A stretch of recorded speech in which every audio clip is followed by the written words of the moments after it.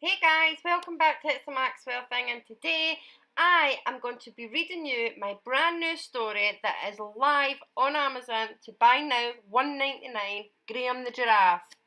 Enjoy! Graham Giraffe lived in Edinburgh Zoo in a very spacious and open enclosure, along with his mother Gina Giraffe and his father George Giraffe. Graham the Giraffe loved playing in his large open enclosure, but only after the zoo had closed for the day and all his visitors had went home. Graham Giraffe loved playing ball with his father George Giraffe. When the zoo is open for the day, Graham would hide himself away from the zoo's visitors. He came across very shy that even the zookeepers were worried about poor Graham Giraffe. Gina Giraffe, Graham's mother, loved getting visitors at the enclosure. She loved to show off her remarkable coat and loved the attention that she received from her visitors, as she was a very playful giraffe. George Giraffe, Graham's father, loved visitors too. His neck was long enough to reach over the gate of his enclosure and steal treats from his visitors. Everyone who visits found George the Giraffe very funny. Gina Giraffe and George Giraffe often worried about their son Graham, as he stayed inside their enclosure all day long, so Gina Giraffe went off to find out what was wrong with her son once and for all. Poor Graham Giraffe told his mother that he didn't feel like a real giraffe. "Why is that, son?" she said. "My neck isn't as long as all the other giraffes," Graham replied. "That's not true," said Gina, as she hugged her son to show him how much she loved and cared for him. "You're only young. Your neck will grow with age, so please don't worry," she said. Graham Giraffe told his mother that he wanted to be alone for a while, so Gina Giraffe headed off to entertain her guests, leaving poor Graham alone to think. As he stood watching his mother and father making their visitors smile, he wished he could be as confident as them, so he wished so hard until he finally fell asleep. When he woke, his father looked at him and said, "Wow, you have certainly grown overnight." Graham Giraffe didn't believe his father, so decided to mark his height with a small stone on the massive oak tree that sat at the edge of his enclosure. That night, Graham still wasn't happy with his height, so he sat all night and wished until he fell asleep again. The next morning he woke, and Gina Giraffe, his mother, turned to him and said, "Wow!" He looked at his mother confused and wondering why she appeared so shocked. "Why are you shocked, mother?" Graham said, confused. "You have grown overnight again," she replied.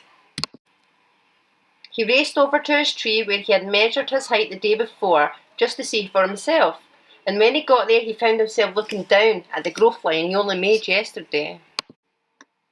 He continued to draw his height, then took a step back to take a look at his difference.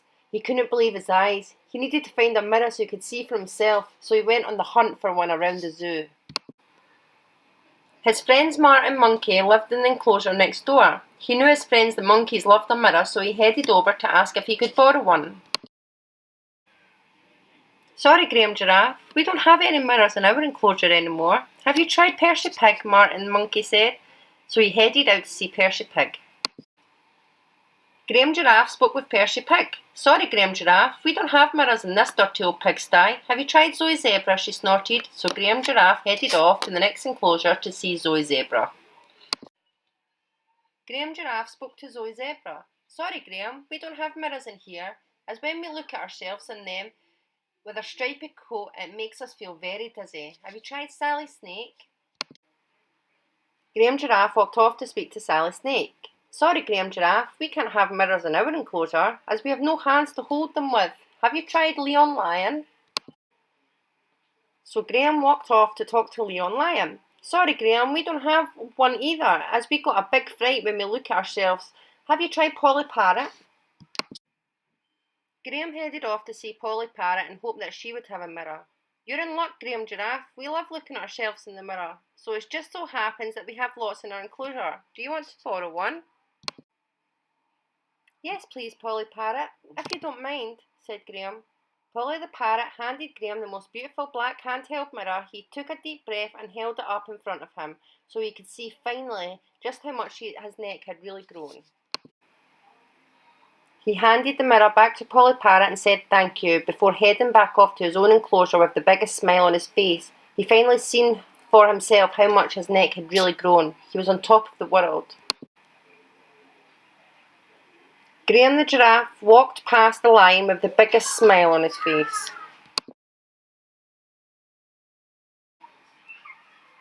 He then passed through Sally Snake's enclosure with that biggest smile still planted on his face.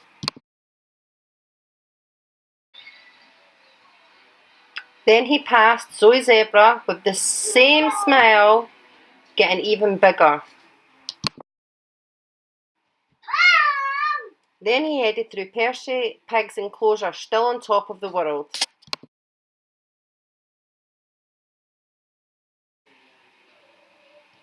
Then he entered Martin the monkey's enclosure, with that biggest smile still very much planted across his face. As Graham the giraffe entered back into his own enclosure, he was greeted by his parents that were very happy to see the smile on his face. "Graham Giraffe, it is not like you to be out of your enclosure during the day. Are you okay?" his mother Gina Giraffe said. Graham Giraffe says, "Yes, I'm finally a real big giraffe. I feel on top of the world," before marching off towards the gate that his visitors gathered at. Graham became a happy giraffe and loved entertaining the visitors. He spent all his time outside now and never inside. That is the end, guys. Thank you for watching. Remember and head over to Amazon now and buy your copy of my ebook. Remember to give me a like, a subscribe and hit that notification bell. Thanks, guys. Bye.